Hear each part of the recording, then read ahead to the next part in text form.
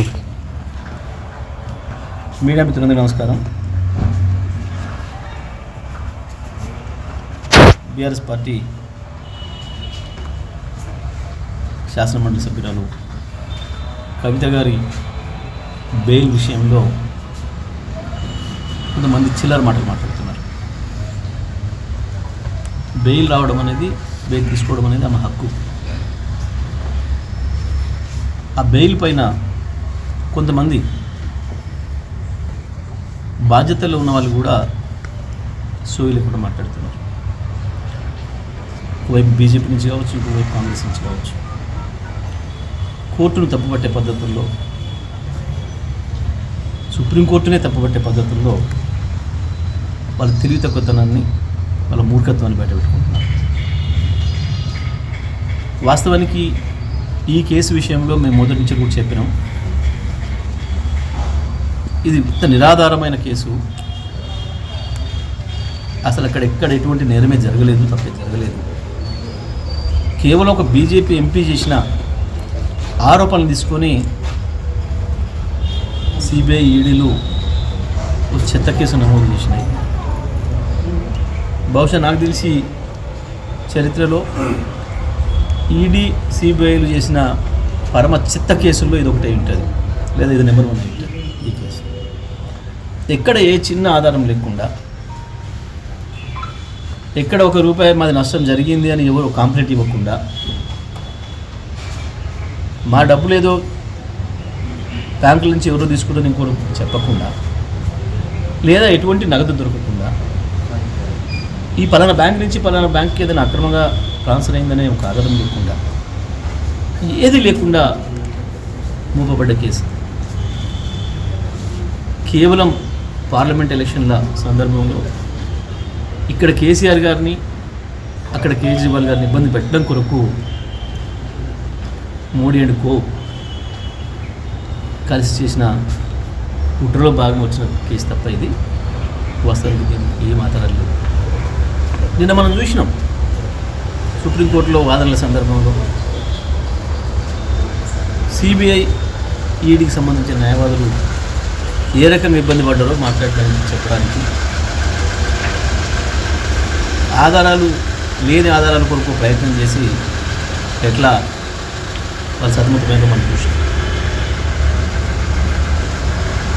వాస్తవానికి పట్టపగలు దొరికి నోట్ల కట్టలతో దొరికిన వాళ్ళేమో బెయిల్ మీద వచ్చి అధికారం చెలాయిస్తారు. ఏ ఆధారాలు లేని కేసు, అక్రమ కేసును పెట్టిన వాళ్ళు బెయిల్ మీద వస్తేనేమో ఈ రకంగా ఏడుస్తున్నారు. వాస్తవం చెప్పాలంటే ఇవాళ కాంగ్రెస్ పార్టీ పరిస్థితి ఎట్లా ఉందంటే, మోడీకి బి టీమ్గా ఉంది తెలంగాణలో కాంగ్రెస్ పార్టీ, తెలంగాణ ప్రభుత్వం మోడీకి బి టీమ్గా పనిచేస్తూ ఉంది. మొట్టమొదటి బండి సంజయ్ కావచ్చు, కిషన్ రెడ్డి కావచ్చు, బీజేపీ నాయకులు అది ఆలోచించుకోండి. మోడీ మిమ్మల్ని లెక్కపెట్టడం లేదు. ఎప్పటికైనా రేవంత్ అనే మనిషి తెలంగాణలో ఉన్న పద్ధతుల్లో మోడీ గారి వ్యవహారం ఉంది.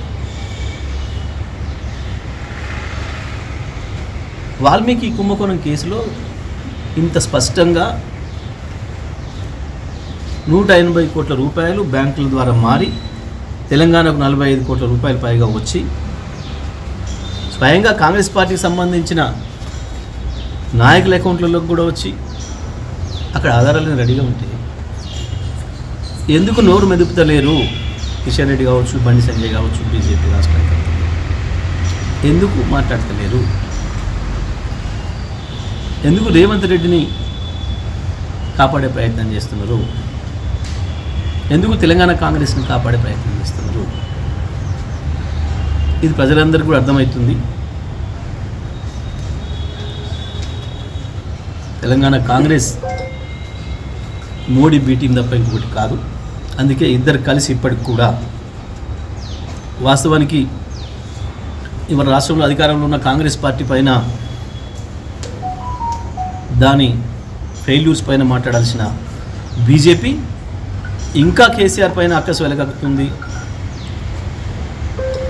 9 నెలలైన పరిపాలన చేతగాక కాంగ్రెస్ పార్టీ మేమే మంత్రులం, బీఆర్ఎస్ పార్టీనే ముఖ్యమంత్రి, మంత్రులన్న పద్ధతులు మా మీద దాడి చేస్తుంది. రెండు కలిసి ఇంకా కేసీఆర్ పైన బీఆర్ఎస్ పైన దాడి చేస్తున్నాయంటే వాళ్ళ బలహీనత ఏందో అర్థమవుతుంది, వాళ్ళ ఐక్యత ఏందో అర్థమవుతుంది. ఎవరేం చెప్పినా ఈ కేసు అనేదే, ఢిల్లీ లిక్కర్ స్కామ్ అనేది ఒక బీజేపీ కుట్ర తప్ప, అది ఒక చెత్త ఆధారం లేని చెత్త కేసు తప్ప ఇంకోటి కాదు. మేము మొదటి నుంచి చూపించినట్టుగానే కవిత గారు చాలా స్వచ్ఛంగా బయటకు వచ్చింది. ఆ సందర్భంలో సుప్రీంకోర్టు జడ్జిలు చేసిన కామెంట్స్ చూస్తేనే మనకు ఆ కేసులో ఏం పసలేదనే విషయం స్పష్టంగా అర్థమవుతుంది.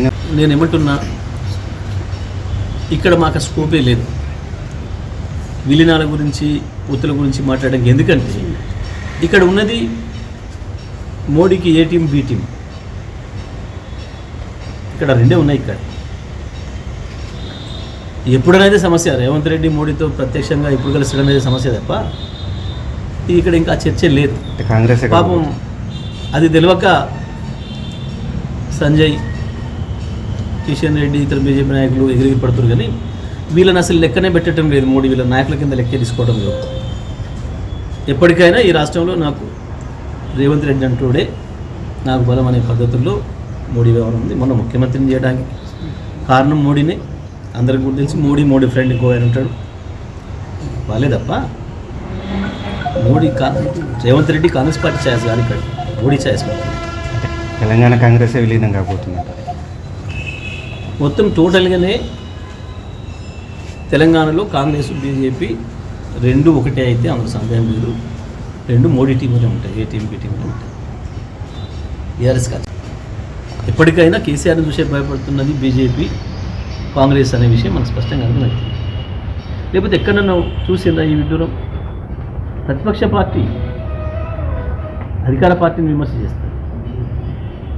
పర్టికులర్గా భారతదేశంలో మోడీ, రాహుల్ ఉప్పు నిప్పు అని ఉన్న పరిస్థితులలో రాహుల్ గాంధీ మనిషి అయి ఉంటే రేవంత్ రెడ్డి కావచ్చు, ఇక్కడ కాంగ్రెస్ కావచ్చు. రాహుల్ గాంధీ ఈ కేసు మీద ఏం మాట్లాడిండు, లిక్కర్ స్కామ్ మీద ఏం మాట్లాడిండు? ఒకే కేసులో ఒకరిని అరెస్ట్ చేయడం ఏం తప్పవుతుంది, ఇంకోటి అరెస్ట్ చేయడం ఏమవుతుందా? తీవ్రంగా ఖండించింది కదా కేజ్రీవాల్ని అరెస్ట్ చేయడాన్ని, సిసోడియాని అరెస్ట్ చేయడాన్ని. ఈ కేసే తప్పుడు కేసు, మోడీ ఇట్లా ప్రత్యర్థులను, రాజకీయ ప్రత్యర్థులను అణచివేయడానికి ఇటువంటి కుట్రలు చేస్తున్నాడు, ఈడీని, సిబిఐని ఉపయోగిస్తున్నాడు అని చెప్పి స్వయంగా రాహుల్ గారు మాట్లాడింది కదా. మరి అదే కేసులో ఉన్న సహనిందితురాలు అయినప్పుడు మరి ఇక్కడ కూడా అదే వర్తించాలి కదా. దాని అర్థమైంది, మోడీ మాట కదా మాట్లాడుతుంది ఇక్కడ కాంగ్రెస్. ఇది స్పష్టంగా కనబడుతుంది. వేరే ఏం సాక్ష్యాలు అవసరం లేదు, దీనికి న్యాయవాదాలు అవసరం లేదు, దీనికి జడ్జిలు అక్కర్లేదు. ప్రజలకు అర్థమవుతుంది, ప్రజల తీర్పు సందర్భాన్ని బట్టి వస్తుంది. అంటే అది డైరెక్ట్ ప్రత్యక్షంగా నేను మళ్ళీ చెప్తున్నా, తప్పకుండా ఇక్కడ ఉన్న కాంగ్రెస్ పార్టీ, ఇక్కడ ఉన్న ముఖ్యమంత్రి మోడీకి బి టీం అనే పనిచేస్తున్నాడు. మోడీకి అత్యంత ఆప్తుడు ఆయన మాత్రమే. ఎప్పటికైనా మోడీకి దగ్గరుడు ఆయనే అవుతాడు తప్ప కిషన్ రెడ్డిని, బండి సంజయ్ కాలేరు. It's very clear. ఇక విలీనాల గురించి వెళ్ళి మాట్లాడాల్సి వస్తే, అయితే గీతే తెలంగాణ ముఖ్యమంత్రి, తెలంగాణలో ఉన్న కాంగ్రెస్ పార్టీ బహుశా ఇవాళ రేపు వేయబోయే పీసీసీతో సహా, ఎందుకంటే ఆయన మనిషిని వేస్తున్నట్టున్నారు, పీసీసీతో సహా మోడీ టీంలో విలీనమయ్యేది వాళ్ళు అవుతారు తప్ప బీజేపీలో విలీనమైతే మొత్తం తెలంగాణ కాంగ్రెస్ పార్టీని, తెలంగాణ ప్రభుత్వాన్ని టోక్గా తీసుకుపోయి బీజేపీలో కలుపుతారు తప్ప బీఆర్ఎస్ ఎవరితో విలీనమయ్యే అవకాశమే లేదు, ఆ అవసరమే లేదు. తప్పకుండా రాష్ట్ర రాజకీయాలనే కాదు, దేశ రాజకీయాల్లో కూడా మోడీకి, రాహుల్కి ప్రత్యామ్నాయం కేసీఆర్ గారే అవుతారు.